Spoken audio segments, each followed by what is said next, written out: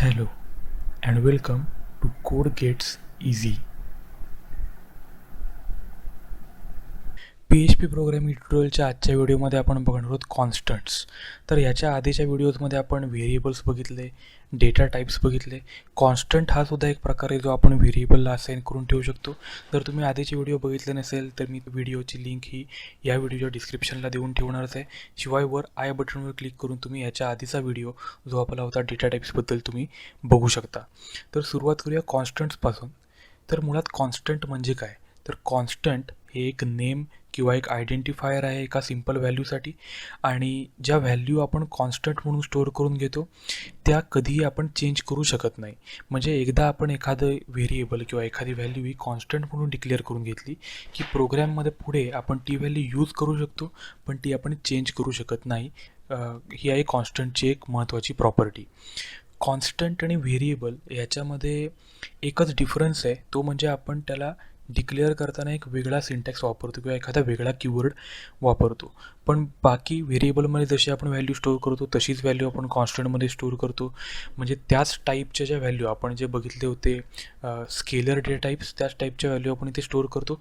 फक्त त्याचं जे आपण डिफाईन करतो आणि डिक्लेरेशन करतो त्याचा सिंटॅक्स थोडासा वेगळा असतो नॉर्मल व्हेरिएबल डिक्लेरेशनपेक्षा. नेहमी एक गोष्ट लक्षात ठेवा की कॉन्स्टंट्स डिफाईन करताना जर आपण अप्पर केसमध्ये डिफाईन करून घेतले की म्हणजे त्याचं नाव आपण अप्पर केसमध्ये घेतलं तर ते जास्त बेनिफिशियल आहे. आपण लोअर केसमध्ये सुद्धा करू शकतो. सगळे रूल्स जे आपण व्हेरिएबल डिफाईन करण्यासाठी यूज करतो त्याच टाईपचे रूल इथे यूज होऊ शकतात. पण अप्पर केसमध्ये का डिफाईन करावा कॉन्स्टंट? कारण ज्यावेळेला आपण कॉन्स्टंट फाईलमध्ये आपल्या यूज करतो किंवा आपल्या PHP प्रोग्रॅममध्ये यूज करतो त्यावेळेला आपल्याला आयडेंटिफाय करायला इझी जातं की कुठला आहे तो व्हेरिएबल आहे आणि कुठला आहे तो कॉन्स्टंट आहे. त्याच्यामुळे कोड रिलायबिलिटी चांगली होण्यासाठी आपण कॉन्स्टंट हे अप्पर केसमध्ये डिफाईन करून घ्यावेत. अजून एक गोष्ट आपण लक्षात ठेवायची ती म्हणजे जे रिझर्व्ड वर्ड असतात प्रोग्रॅमिंगमध्ये, म्हणजे जसे PHPमधले काही वर्ड आहेत जे प्रोग्रॅमिंगने स्वतःसाठी स्पेसिफाय करून घेतलेले आहेत किंवा ते आपण डायरेक्टली यूज करू शकतो, असे वर्ड वापरणं आपल्याला अवॉइड करायचं आहे कॉन्स्टंट म्हणून.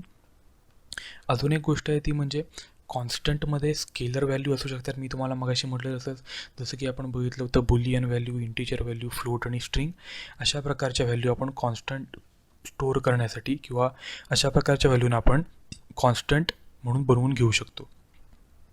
त्यानंतर कॉन्स्टंट हे आपण कुठेही वापरू शकतो PHPमध्ये. म्हणजे जसं की आपण फंक्शनच्या आत वापरले किंवा बाहेर वापरले आणि ते स्कोपमध्ये लिमिटेड नाही आहेत.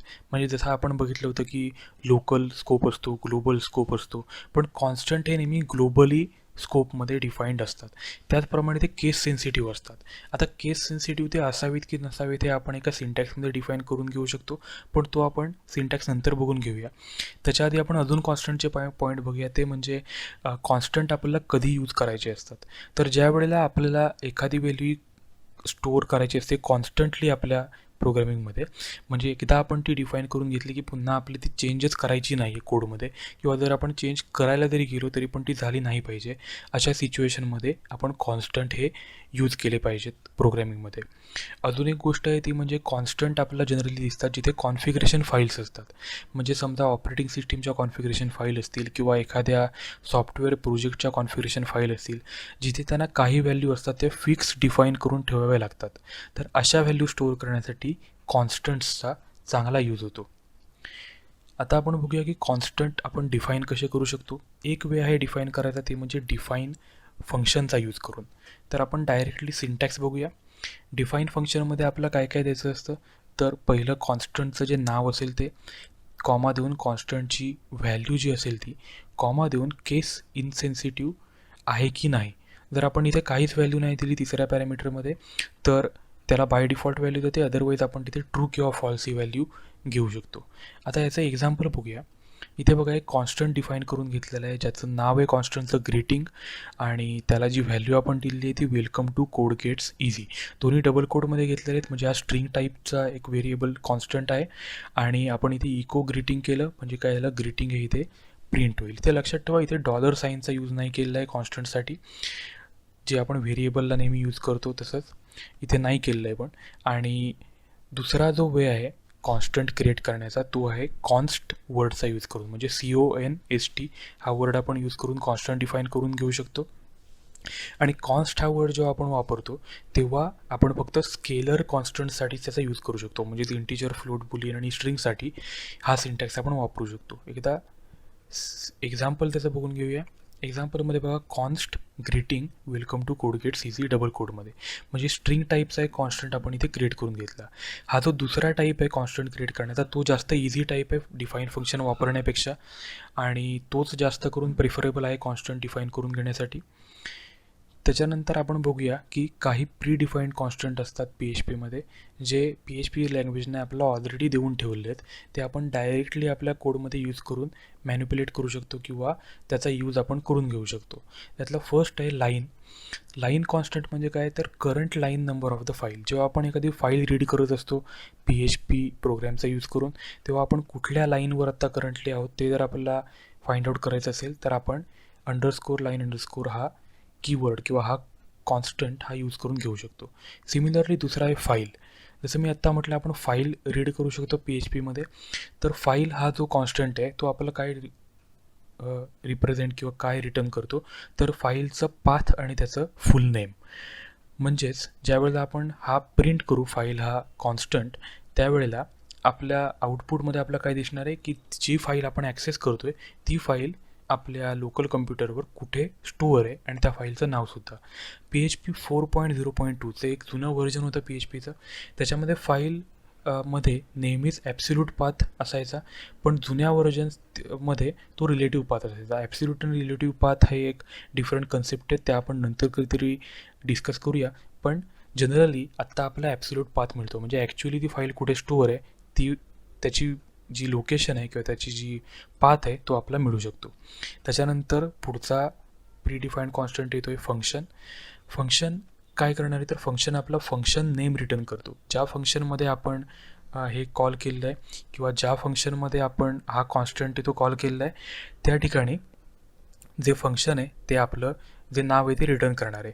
आता यातसुद्धा जे जुनं व्हर्जन होतं PHPचं 4.3, त्याच्यामध्ये केस सेन्सिटिव्ह पार्ट नव्हता. म्हणजे तिथे जे PHP 4मध्ये काय व्हायचं की फंक्शन कॉल केल्यानंतर जे फंक्शनचं नाव रिटर्न व्हायचं ते टोटल लोअर केसमध्ये व्हायचं.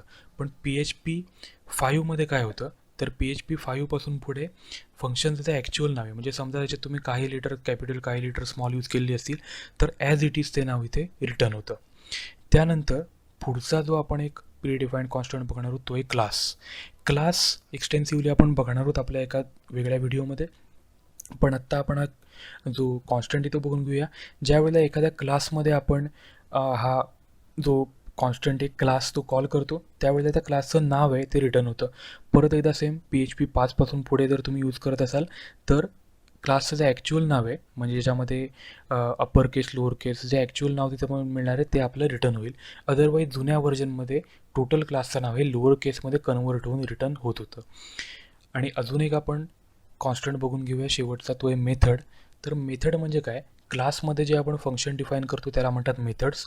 तर क्लासच्या फंक्शनमध्ये ज्यावेळेला आपण हा कीवर्ड यूज करू किंवा हा कॉन्स्टंट यूज करू, त्यावेळेला त्या मेथडचं जे नाव आहे ते रिटर्न होईल. पुन्हा एकदा सेम आहे की नवीन व्हर्जनमध्ये ॲक्च्युअल मेथडचं जे नाव आहे ॲज इट इज रिटर्न होईल. जुन्या व्हर्जनमध्ये मे बी ते लोअर केसमध्ये रिटर्न होत होतं. ओके, सो हे सगळे होते आपले कॉन्स्टंट्स. मला वाटतं तुम्हाला कॉन्स्टंट्सचा यूज काय असतो तो समजला असेल, ते डिफाईन कसे करून घ्यायचे ते पण समजलं असेल, आणि आपण शेवटी काही बघितले प्री डिफाईन्ड कॉन्स्टंट कन्सेप्ट्स जे PHP आपला बाय डिफॉल्ट प्रोव्हाइड करतं. व्हिडिओमध्ये काही डाऊट असतील तर तुम्ही ते कमेंट सेक्शनला विचारा, काही क्वेरी असतील तरी पण विचारा. आणि ह्या सगळ्या गोष्टी लक्षात ठेवा, आपण पुढे प्रोग्रामिंग करताना या सगळ्या गोष्टींचा यूज करणार आहोत. आणि आपण भेटूया आपल्या पुढच्या व्हिडिओमध्ये. Thank you for watching. Subscribe for more and please do like, comment and share.